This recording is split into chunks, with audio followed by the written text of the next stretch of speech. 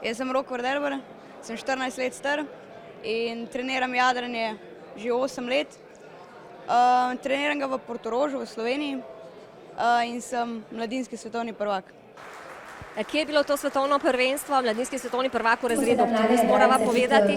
Kje je bilo, kako je bilo, si vodil od začetka, kdaj je bila tista odločilna regata? To svetovno prvenstvo je bilo na Poljskem v Dzivnovu, traja kar 10 dni, tako da je bilo tudi psihološko zelo naporen.